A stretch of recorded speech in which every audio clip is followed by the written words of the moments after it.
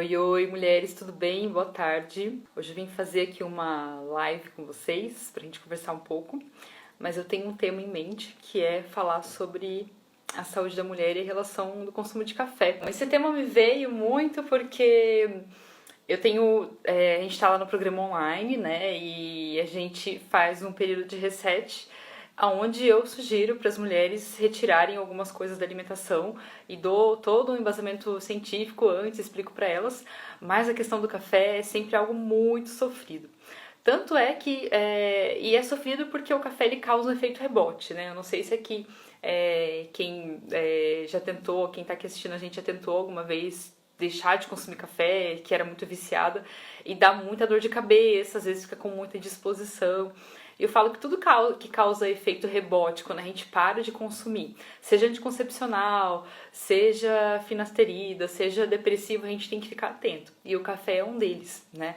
E esse efeito rebote é porque o café ele atua muito na vasodilatação dos vasinhos do nosso cérebro, né? Então os vasos ficam mais dilatados, aumentando o fluxo sanguíneo cerebral. Por isso que em alguns momentos, para o momento certo, para a pessoa certa, o café de qualidade certa, que é o que a gente vai falar aqui, pode ser muito benéfico. Mas quando você está muito acostumado a consumir café e deixa de consumir, esses vasos ficam dilatados demais e eles demoram para se ajustar, né? Então tem esse desequilíbrio aí, o que causa dor de cabeça. Mas o que muitas mulheres às vezes não sabem é que o café está diretamente relacionado com o metabolismo dos nossos hormônios. E muitas vezes a gente acaba recorrendo aí ao consumo de café ou bebidas cafeinadas, mas no geral o café mesmo, porque a gente está cansado, né? Então não sei se vocês aí são desse tipo de mulheres que gostam muito de café, do cafezinho, de ir a um café. E o café tem muito desse contexto social, né, gente? Ninguém fala, vamos marcar um chá. A gente fala, vamos marcar um café, né? Você recebe alguém na sua casa, você vai servir um café. Então, ele é muito inserido na nossa cultura, mas é legal a gente entender primeiro como é o nosso metabolismo, e a gente pode ter aí alguns sinais disso, para a gente determinar primeiro se a gente é uma pessoa que deve evitar mais, ou se a gente é uma pessoa que realmente pode consumir na dose certa, mas independente de como é a sua genética para o metabolismo do café, o que está intimamente ligado à genética para o seu metabolismo de estrógeno também, o café não é algo que dá pra gente ficar consumindo fora de hora, né? Então, mesmo se você tem uma boa metabolização da cafeína, você vai ter impactos se você consumir café aí período da tarde e noite, porque isso vai impactar no seu cortisol, né? Então, são algumas das coisas aí que a gente precisa estar bem alerta pra saber, tá? Primeira coisa, qual que é a relação direta, tá, do café com o nosso metabolismo hormonal? Então, que é uma coisa que vale muito vocês entenderem, assim, tudo que a gente consome no nosso corpo, desde comida, medicamento, álcool, cafeína, vai passar pelo metabolismo do fígado. Então, depois que ele entrou na corrente sanguínea, depois que ele passou do intestino, o primeiro lugar que esses nutrientes que entraram na corrente sanguínea vão passar é pelo fígado, né? E o fígado é esse grande metabolizador do corpo, é como se ele fosse o grande governador, ele que vai direcionar para onde as coisas vão. E alguns nutrientes ou metabólitos precisam de um trabalho maior do fígado, como se fosse para empacotar aquilo e conseguir direcionar para algum lugar. E o café é um deles. Então eu falo que o fígado é como se fosse um trenzinho de carga que carrega as coisas para fora e direciona as coisas para o lugar que elas precisam ir. Se esse trenzinho de carga já está muito cheio de medicamento, de anticoncepcional, de álcool, de cafeína, a gente não consegue metabolizar outras coisas que a gente precisa. Inclusive, construir massa muscular, inclusive direcionar, fazer o metabolismo adequado dos nossos hormônios, né? E aí, quando a gente fala de hormônio, de estrógeno, na verdade a gente tem uma variedade de tipos de estrógeno, tá? E eles vão, uma vez que a gente formou aquele hormônio, ele pode se converter para várias coisas, né? Eu falo que sempre eu dou o exemplo de como se a gente tivesse um ovo na nossa geladeira, né? Aquele ovo você pode fazer uma infinidade de receitas. Você pode fazer um omelete, você pode fazer um bolo, você pode deixar ele estragar na sua geladeira. Então, dependendo do caminho que esse mesmo hormônio se direcionar, ele vai se transformar num hormônio potencialmente bom. Então, por exemplo, no caso do estrógeno, um hormônio que a gente vai precisar usar para construir as nossas características femininas, para nos dar disposição, para ter um impacto direto como o nosso metabolismo da serotonina, ou num hormônio que não necessariamente é ruim, mas ele tende a ser ruim quando está em excesso, seja por ele ser potencialmente carcinogênico, né? Então tem muito essa relação. A mesma coisa com a testosterona. A gente pode ter uma testosterona que nos ajuda a ganhar massa magra, que auxilia também no ganho da libido, que auxilia a gente a ter força de vontade, a lutar, mas a gente pode ter o excesso da testosterona ruim, digamos, que é o DHT, que causa queda de cabelo, acne e afinamento do cabelo. Então, isso é o que a gente chama de modulação hormonal. O caminho em que aquele hormônio vai ser direcionado depende muito do nosso estado nutricional. Quantidade de nutrientes que a gente tem, se a gente tem uma alimentação muito rica em açúcar, se a gente está muito estressado, se a gente tem muitos contaminantes, né? Então, é o fígado que vai fazer, digamos, esse grande direcionamento para onde vão as coisas.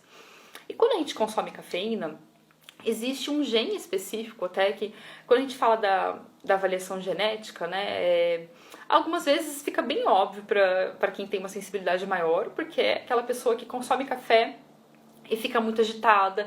Você pode até ficar mais disposta, mas você pode ficar provavelmente sem foco.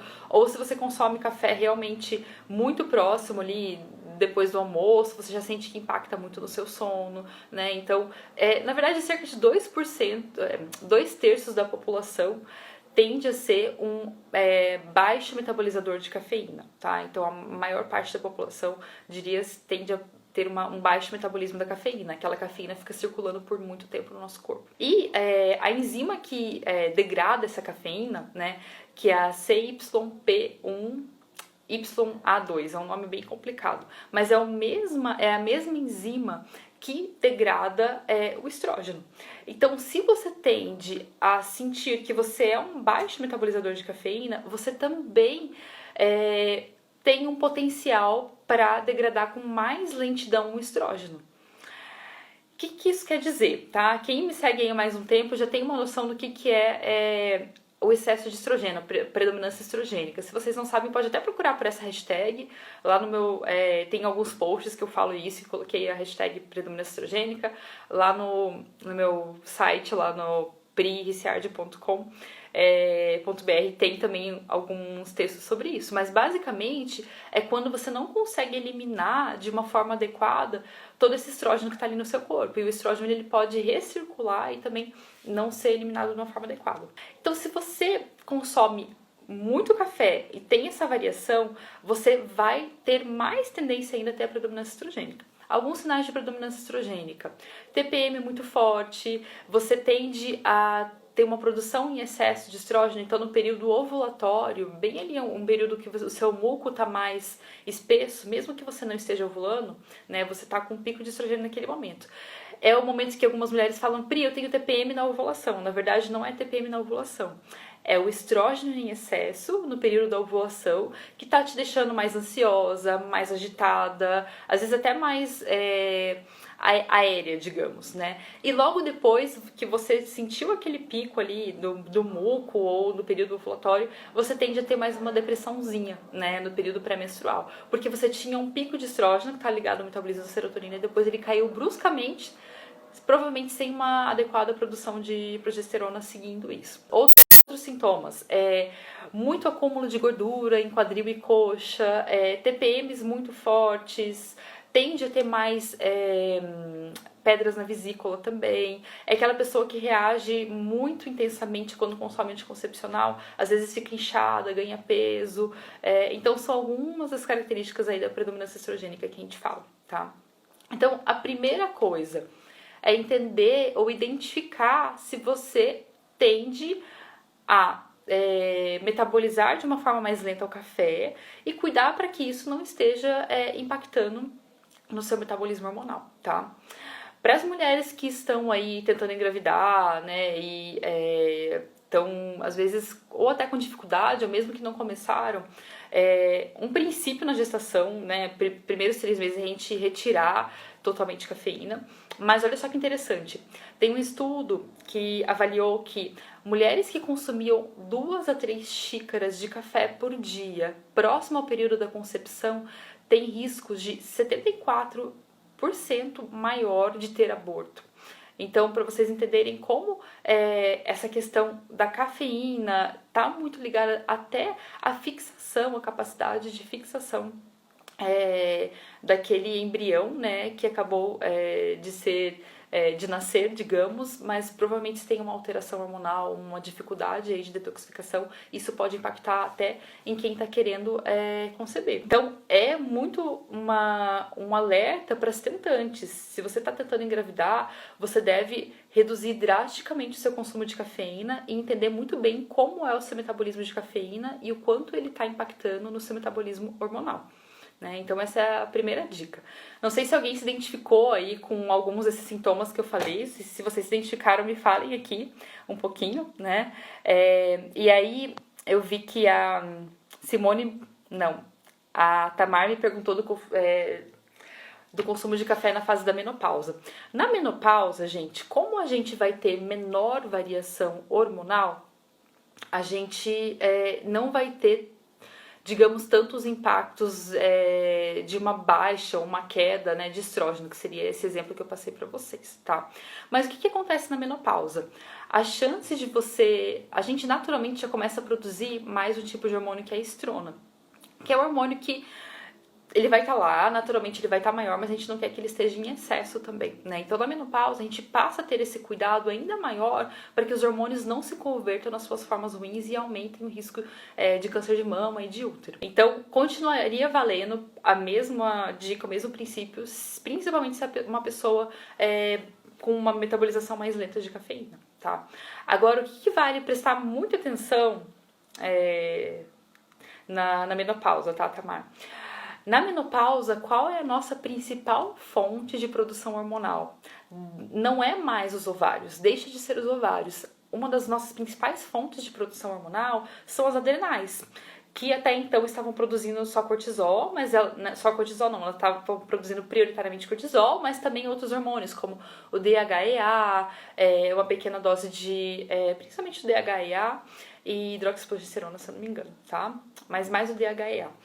E aí, no período da menopausa, como você deixa de contar com os ovários, as adrenais ficam ainda mais importantes, elas se tornam ainda mais importantes.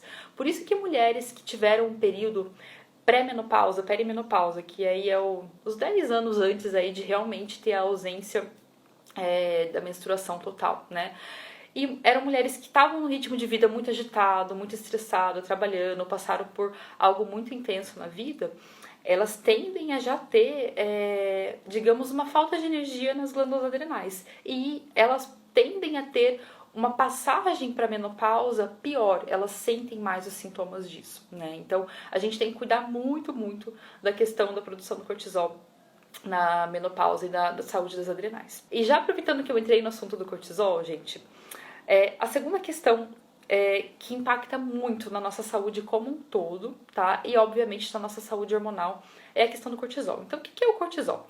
O cortisol é o hormônio que tende a estar desequilibrado quando a gente está estressado, tá? Então, pensa que o cortisol é o hormônio que faz a gente agir, ter atitude, aquele negócio que compara, né, na época lá que a gente tinha que fugir dos animais e tudo mais. Então ele é o hormônio que faz a gente correr, ter atitude, né? Basicamente ele literalmente coloca a nossa circulação ali para ser ativado, tá? Mas quando a gente está numa situação onde a gente não necessariamente vai ter uma atitude física, onde a gente tem um estresse emocional, mental, todo esse disparo para o nosso corpo é ativado. Mas a gente não coloca isso, digamos, na prática. A gente não sai para correr necessariamente, a gente não coloca em função todo esse metabolismo ativado que o cortisol gera, né? E a outra função do cortisol como ele tem essa função de colocar a gente em ação, é muito no momento de acordar. É o cortisol que faz a gente despertar pela manhã, tá? E um sintoma bem interessante, vocês podem até observar. Se algum dia talvez você sempre acorda no mesmo horário aí durante a semana, e aí um dia no final de semana você acordou mais tarde, você acordou talvez às 10 horas, 11 horas, você pode observar que provavelmente você fica até menos disposta, mesmo tendo dormido mais. Você fica meio, né, botada ali, meio que, tipo, preguiçosa.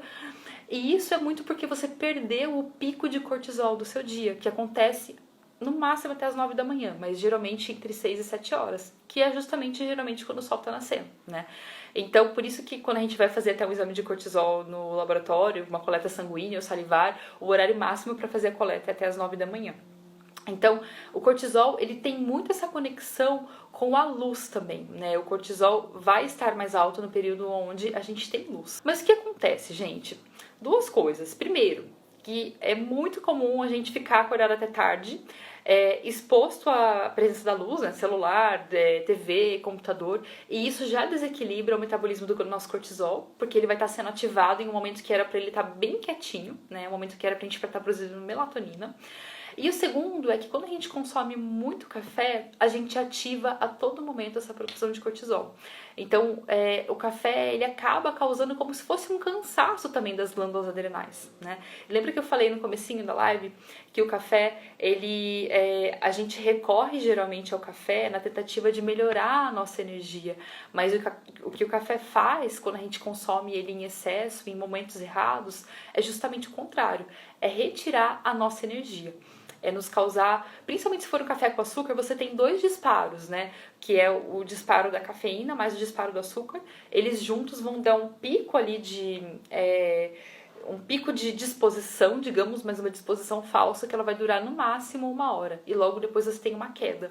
E é essa queda que faz você consumir um novo café ou consumir de novo alguma coisa doce. E você fica o dia inteiro, na verdade, com uma energia camuflada, tentando ter mais disposição, tá? Então, esse desequilíbrio do cortisol impacta, assim, diretamente a nossa produção de progesterona, né? Então, por isso que eu falo pra vocês, sempre que a gente passa por um período de estresse, ou quando a gente tem uma alimentação muito errada, seja porque ela tá muito inflamatória, tá muito rica em açúcar, ou tá muito rica em cafeína, a gente tende a ter disparos, estímulos para bloquear a nossa ovulação. E lembrando, ovulação não é só para mulheres que querem engravidar. Ovulação é para todas as mulheres que querem ter um equilíbrio físico, emocional e mental. Porque é a produção de progesterona que vai equilibrar essa produção do estrógeno que acontece em um pico na primeira fase do ciclo.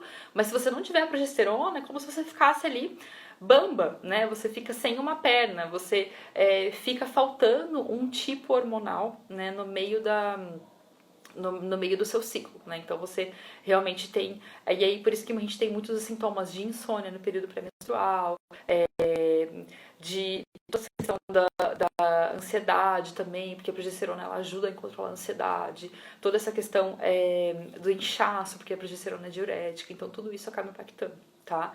Então, são algumas das coisas que a gente já falou aí sobre café. Então, primeiro, o metabolismo do café, pela enzima lá que a gente tem no fígado, está diretamente ligado ao metabolismo do estrógeno também.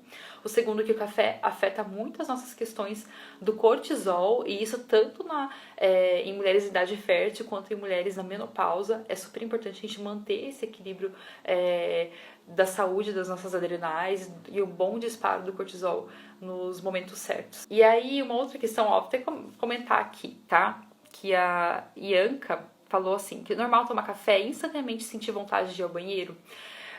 Isso já é uma reação do café, tá?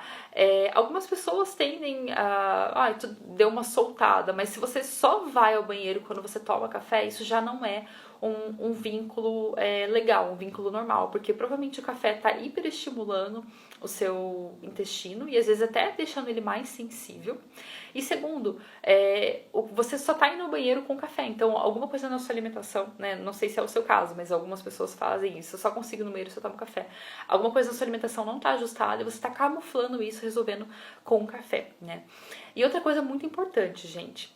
Mulher que é ansiosa não toma café, né? Então, se já é ansiosa, se já tem predominância estrogênica, se já tem dificuldade de dormir, tem que realmente repensar o café aí na vida, né? Porque ele tá te deixando mais ansiosa, ele tá piorando a sua modulação hormonal, ele tá piorando o seu sono, mesmo que você esteja consumindo só lá de manhã, tá? Então, realmente, repensar aí se é um hábito realmente diário da sua vida, tá? Deixa eu ver aqui algumas outras perguntinhas, né? Tá, como podemos substituir por outras bebidas? Café descafeinado, chás, vou falar sobre isso, tá? Sobre o ciclo da semente, mandei mensagem no direct. Eu não consigo ver todas as mensagens, tá, gente? Algumas eu consigo, mas sempre que eu puder eu respondo lá. E tomava pela manhã o café à prova de bala. Já ouviu falar? Já. Cevada boa substituta, sim. Qual que é o consumo ideal do café, né? Então isso vai depender muito se você é um metabolizador lento ou rápido, tá? Mas se você é um metabolizador lento, considerando que a maioria das pessoas tem estudos falando de 2 a 3 xícaras, tanto de aumentar o risco de doenças cardiovasculares, quanto esse estudo que relacionou ao aumento do risco de aborto, associando ao consumo de cafeína no momento da concepção. Então, o que eu diria, se você é um metabolizador lento, 1 xícara no máximo, né? E realmente trabalhar para reduzir aí o café da sua vida. O café descafeinado pode ser uma boa alternativa, desde que seja realmente um café de qualidade, né? Outras bebidas, como chá mate, chá verde, são ótimos substitutos do café. Por mais que eles tenham cafeína, a quantidade de cafeína é bem menor e eles têm outras substâncias que ajudam nas vias de detoxificação do corpo. Então acaba sendo um metabolismo diferente, acaba não sendo tão pesado para detoxificar para o fígado assim, tá? No geral a gente fala de 3 xícaras por dia para as quantidades de chá, mas qual é a minha recomendação geral? Café ou bebida cafeinada no máximo até meio-dia, né? Então, essa questão do horário também já faz parte da higiene do sono, que é você parar de tomar café 10 horas antes de você dormir. Senão, impacta realmente na questão do sono. Esse negócio de tomar café 5, 6 horas da tarde ou tomar café no período da noite, gente, é realmente um problemaço aí. Então, você pensar se você realmente não pode substituir essas outras questões afetivas e sensoriais que o café proporciona com outras bebidas, né? E aí, gente, acho que N outras bebidas, desde o macappuccino, que eu já passei aí pra vocês, o Golden Milk. Você pode, por exemplo, fazer um chocolate quente saudável agora na época mais de inverno, né? Então, eu geralmente faço com ou leite de aveia, que eu gosto de um pouquinho mais grossinho, coloco mesmo um pedaço de chocolate amargo dentro, canela, cacau, um pouquinho de óleo de coco. Então, tudo isso favorece bastante, tá? Em relação ao Bulletproof Coffee, que é o café à prova de balas, onde associa o óleo de coco ou manteiga, o objetivo deste tipo de café é prolongar essa liberação de cafeína, né? Então, isso que eu falei pra vocês, ele dá um pico de disposição e depois ter uma queda, ele facilitaria com que essa disposição seria prolongada. Então isso por um lado é benéfico, porém por outro você continua tendo que metabolizar o café da mesma forma. Então novamente vai entrar aí qual é o seu tipo de metabolismo e a quantidade que você consome, tá? Mas um dado bem importante, o Bulletproof Coffee ele foi uma invenção de um americano que até criou um instituto com esse mesmo nome. Mas esse americano se baseou depois de uma viagem que ele fez ao Himalaia, se eu não me engano, e ele viu lá que os monges, não sei se é Himalaia ou Tibete, acho que é Tibete, os monges tibetanos consumiam essa bebida que dava bastante energia. E é onde eles misturavam nessa bebida a manteiga ghee ou algum tipo de óleo. Mas essa bebida, gente, é óbvio que monge tibetano não toma café, né? Então essa bebida era chá. Então a gente pensava que a gente pode fazer isso também com os chás, principalmente os chás cafeinados, né? O chá verde ou uma chá mesmo, você pode associar com uma fonte de gordura e ter essa estabilidade melhor. Ou mesmo pensar numa refeição que associe gorduras saudáveis, fibras, um bom equilíbrio glicêmico, isso já vai auxiliar também. Tá? Que não adianta também tomar o Bulletproof Coffee e comer uma torrada com geleia, tá? Você vai estar caindo na mesma hipoglicemia, na mesma queda de disposição logo depois. Vou deixar a live salva assim, tá? Que mais que eu notei aqui para vocês?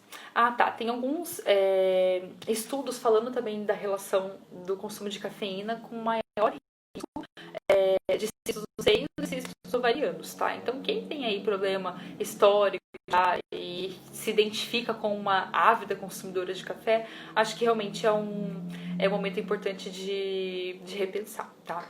E uma outra coisa como eu falei pra vocês, tudo que demanda da atividade do fígado, né, seja o café, seja o anticoncepcional, tende a depletar muito alguns nutrientes, principalmente vitaminas do complexo B e magnésio, né? Então, são nutrientes que às vezes a gente tem essa demanda e até eu imagino que é claro que esse estudo ele não identificou aí que eu falei para vocês do maior risco de aborto, especificamente quem era baixo metabolizador e alto metabolizador, mas o café ele já é um potencial depletador de ácido fólico.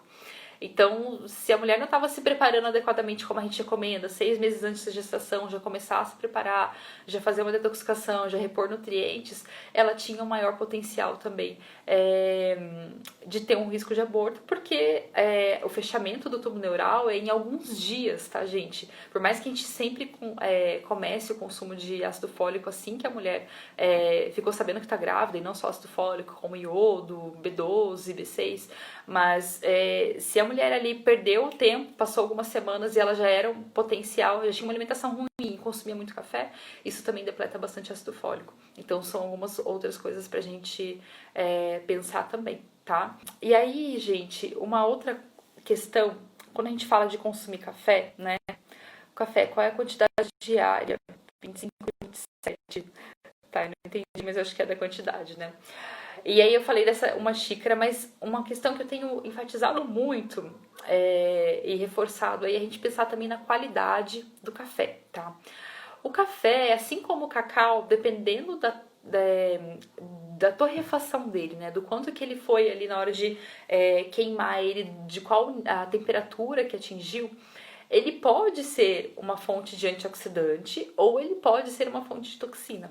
Os cafés fortes, esses que a gente comumente vê no mercado, né, Café Pilão e outras marcas aí, são cafés que tiveram uma torrefação muito alta. Então, os antioxidantes daquele café foram todos embora quando foi submetido a uma alta temperatura, além de ter criado mais toxinas, né? Então, a primeira coisa para quem consome café é realmente priorizar por um café de boa qualidade, né? E aí, o café que é considerado realmente de boa qualidade como benefício nutricional são os cafés de torrefação menor, de torrefação média, que são cafés geralmente que sim, vão ser mais caros, né, infelizmente, mas eu acho que tudo que é muito barato é porque alguma coisa da qualidade ficou para trás, ou alguma coisa da vida de alguém ficou para trás, ou da saúde do planeta ficou para trás, né? Então, vale muito, já que é mais caro, a gente consome menos, e aí se você conseguir comprar um de torrefação média e moer na hora, melhor ainda. Porque todos esses grãos, assim como eu falo para vocês da linhaça, que é muito sensível à luz, mas também o cacau, o café, eles são todos grãos que têm uma boa quantidade de gordura. E quando eles são submetidos aí à moagem, essa gordura já fica mais exposta e isso já cria uma capacidade de perder os nutrientes mais rápido, né? Então, se você moe o seu café na hora e logo depois faz, isso já melhora bastante também a qualidade do café, tá?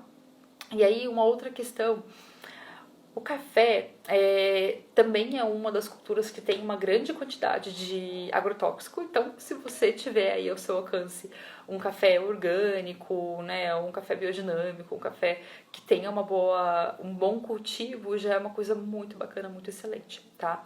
E uma outra questão, gente, é pensar o café, tá? E aí isso vale muito para quem se identifica com as características de síndrome fúngica, tá? E não necessariamente eu posso fazer uma live só sobre candidíase e cândida, mas não necessariamente se você tem cândida e candidíase você tem síndrome fúngica, isso pode estar relacionado a excesso ou falta de estrógeno, a questão de imunidade também, tá? Mas no café também tem bastante de um contaminante fúngico que é a aflotoxina. Na verdade, o campeão de aflotoxina é o amendoim, né? E isso é algo que está fora do nosso controle. Não tem nada que você pode fazer na sua casa que vai diminuir a quantidade de aflotoxina que tem no seu amendoim. Porque isso é algo muito da forma como ele foi cultivado, da forma no armazenamento e tudo mais.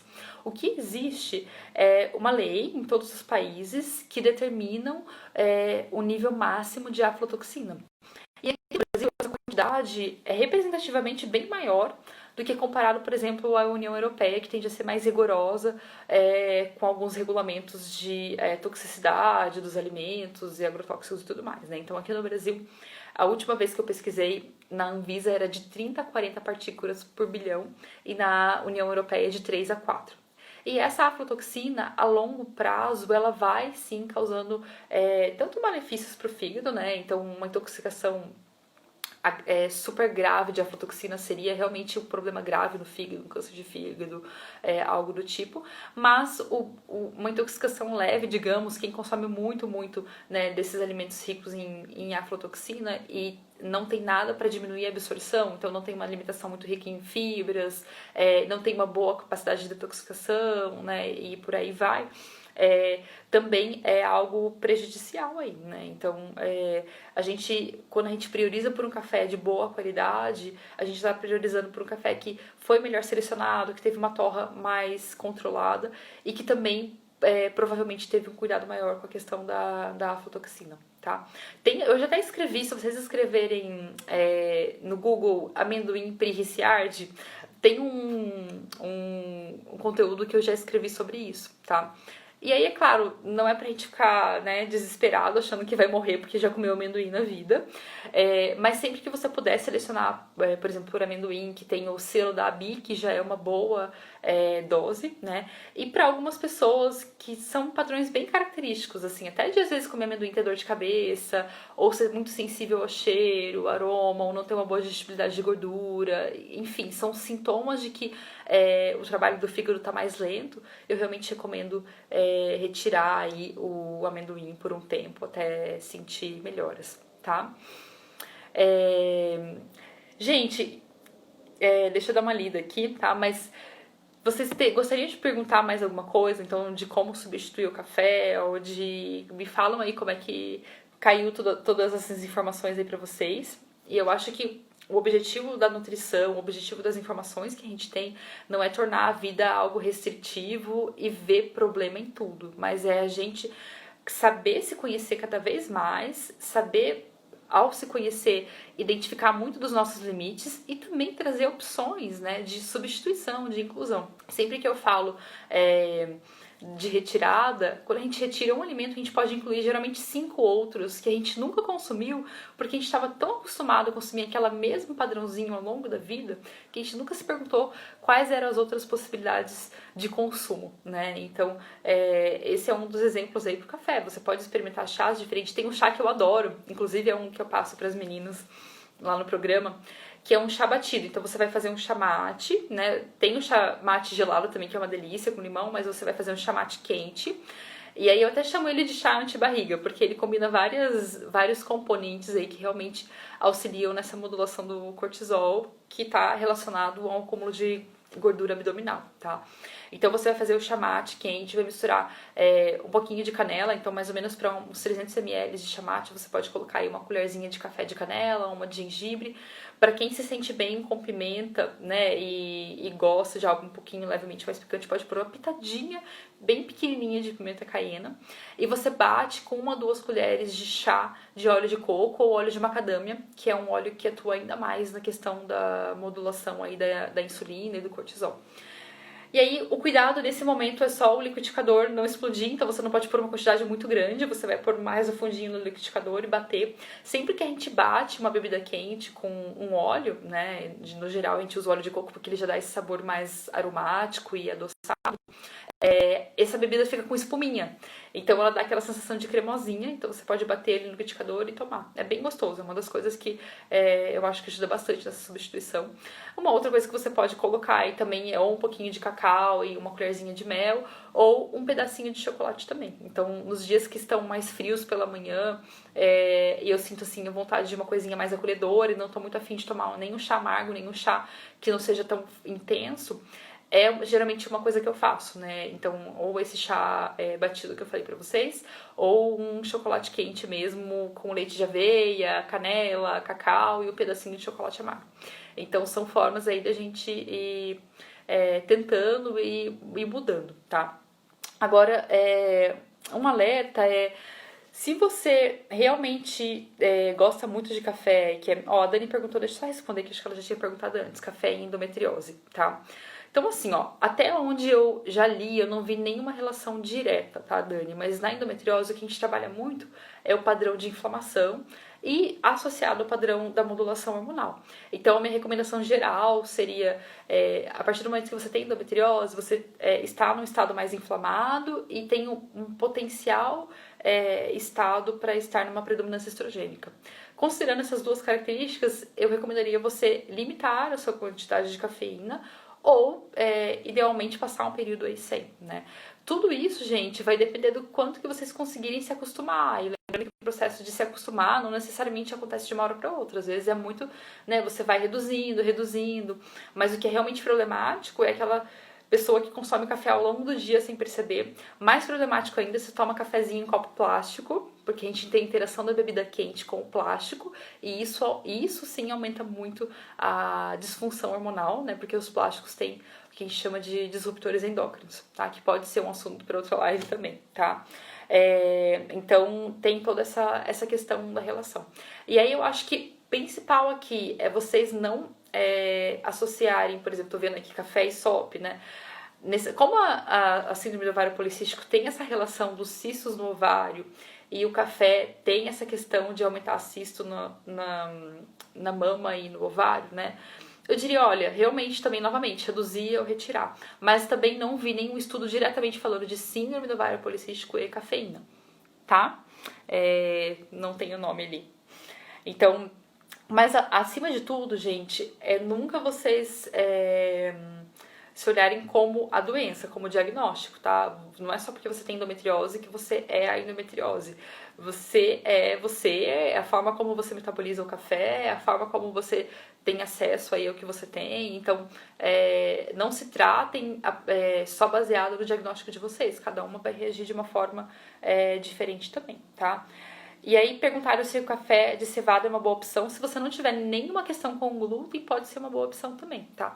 Tem também um chá bem legal, gente, que é o chá de ruibos, tá? Não é um chá muito comum no Brasil, mas eu ganhei uma vez de uma paciente que foi pra África do Sul e é uma delícia. É um chá também mais forte, assim, mais concentrado. Então quem mora fora do Brasil tem acesso, tá? Você é irmã do Marcos, não sou irmã do Marcos, não sei quem é o Marcos, apesar de ter um irmão também, tá? Relação do café com melasma. Olha, não conheço, tá, Érica? Mas o melasma, ele tem alguns parâmetros, assim, tem tanta questão inflamatória, ele tem a questão em algumas mulheres responderem a uma parte mais hormonal, da progesterona. Eu preciso dar uma revisada nesse conteúdo e posso falar também pra vocês, tá? Mas tem 3 caminhos que eu lembro que ativam o melasma lá, tá? Eu acho que aflotoxina, tá, gente? Se alguém souber aí, e puder escrever, tá? Então, para quem só tem intestino que funciona com café, realmente retirar o café e melhorar o intestino, tá? Café para lactantes, não recomendo nos 3 primeiros meses, tá, Rê? Mas depois que o bebezinho tá maior, se for nessa quantidade aí dentro do que a gente falou, tá tudo bem, tá? Tá, pelo jeito é bom evitar o café junto com as sementes do ciclo das sementes para poder absorver tudo, né? Então, o café, ele não vai diminuir a absorção dos nutrientes do ciclo das sementes, tá? O que a gente fala é que o café às vezes diminui a absorção. Por exemplo, você acabou de almoçar e toma uma quantidade muito grande de café ou de chá mesmo que seja um chá verde, porque eles têm quelantes. Mas isso é só se for uma quantidade realmente considerável ou se você tem costume muito de beber sempre algum tipo de bebida cafeinada ou chá junto da refeição, tá? Mas se for uma quantidade pequena aí que a gente fala... E aí tem isso também, né, gente? Quando eu pergunto para as pessoas se ela toma um café, geralmente não é uma xícara de 150 ml, geralmente é uma caneca de quase 500 ml. Então, quando a gente fala em uma xícara, seria esses 150 ml e não a sua caneca grandona que tem aí, tá? Então, é isso. Aí, uma última dica que a gente pode até levar como um desafio aí, né? É vocês testarem essa redução do café, ou quem quiser fazer algo mais radical, retirada do café nos próximos dias, e compartilharem as receitas aí no Stories. Eu vou compartilhando também quem tá fazendo esse teste muito, e vocês compartilhando o que vocês estão sentindo. Mas eu já adianto, gente, quem é muito acostumado com café, se decidir retirar radicalmente nos 4 primeiros dias, vai, assim, sofrer, vai me xingar, vai ficar triste, porque tende a ter muita dor de cabeça, tende a ter uma indisposição, então realmente tem esse efeito rebote, né? Até o que as meninas estavam me relatando no programa. Algumas dicas que podem auxiliar, tá? Mas não necessariamente vão resolver. Bolsa de água gelada, né? Aqui na cabeça, porque isso trabalha justamente na dilatação dos vasos.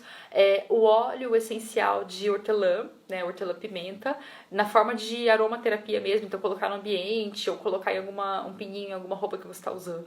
Tá? E aí, fazer atividade física e beber bastante água também ajuda nessa questão. Mas uma coisa muito bacana seria ir reduzindo aos poucos. Então, vamos supor que você consome aí, 3 xícaras de café por dia. Primeiro passo seria, passe a consumir sua última xícara até o meio-dia, né? E comece a reduzir, talvez 2 xícaras. Depois, você pode talvez começar a diluir mais essas 2 xícaras, né? Ao invés de fazer uma canecona lá de café concentrado, coloca só meia de café e a outra parte, sei lá, o de água quente toma menor quantidade mesmo, né? E aí você ir reduzindo aos poucos. Até você chegar no momento de você talvez estar ou tomando um café e substituindo as outras bebidas por um chá cafeinado ou só tomando os chás cafeinados. Então isso ajuda bastante. Até você chegar a um ponto de realmente ficar um dia aí sem nada de cafeína para ver como você se sente. Mas você só vai se sentir bem quando você já tiver passado por esse efeito rebote. E aí você vai sentir a sua real energia e não essa energia camuflada ou esse intestino que funciona só com café, tá? Café e enxaqueca, então por que o café melhora a dor de cabeça, né? Muito por ele atuar nessa questão da vasodilatação que eu expliquei pra vocês no comecinho, tá? Mas se só toma café pra melhorar a enxaqueca, é muito de realmente identificar qual que é esse motivo da enxaqueca. Às vezes até é o próprio café que tá causando a enxaqueca, tá? Como efeito rebote. Tá, a Ana falou, preocupação é o calor que sente desde que começou a fazer o uso das sementes de abóbora. Olha, se foi só da semente de abóbora especificamente, né? Talvez você tenha alguma reação específica a ela, daí só lembrando de você tirar a casquinha da semente.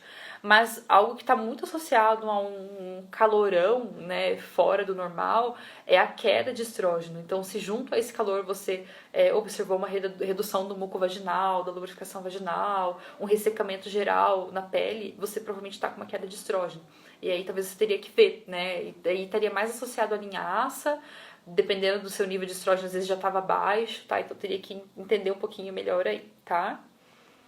Então, chás, né? Eu já falei, chá verde, chá mate, chá de rooibos, na verdade, qualquer tipo de chás que vocês gostam. Eu sou muito fã de chá de gengibre, porque o gengibre é bom pra tudo, eu falo, e ele dá um acolhimento e uma picância junto. Pode ser as bebidas com cacau também, né? Então, são algumas ideias ali. Tá? Então, para quem só acorda com café, gente, é porque tá muito com essa dificuldade de ter esse pico de cortisol sozinha, tá? Então, realmente, para quem sente que realmente não vive sem café, são as pessoas que mais precisam pensar nessa detoxificação do café e da cafeína, tá? Para quem tem síndrome do intestino irritável, eu realmente recomendo retirar, porque o café, ele já é um estimulante, né, intestinal, e se você tem um intestino irritável, você já tem um intestino mais sensível. Então, seria realmente tratar isso antes de né, continuar aí consumindo café, mas retirar total seria uma boa opção, tá? Então é isso, gente. A Rê falou que aprendeu chá de gengibre comigo, né? Eu também sou super fã. Chá de gengibre corta o sono à noite? Em algumas pessoas pode ser que corte, tá? Então você pode observar isso em você. Mesma coisa o magnésio. Tem gente que toma magnésio à noite e fica com insônia. Então, se é o seu caso, tome pela manhã, tá? É uma ótima opção. Não tem de adoçar. Tá, eu só vou responder então mais essas perguntinhas e aí eu vou deixar assim a live salva pra vocês, tá? Então, no caso de quem não tem muito ânimo, será que tirar o café não tem de adoçar? Não entendi, pior a cafeína. Mas eu acho que é isso, a gente entender mesmo como que é essa relação de quando a gente tá sem café e como a gente funciona sem ele, tá? É isso então por hoje, gente. Um beijo. E a gente vai conversando aí. Quem fizer a substituição do café, lembra de colocar lá nos stories, tá?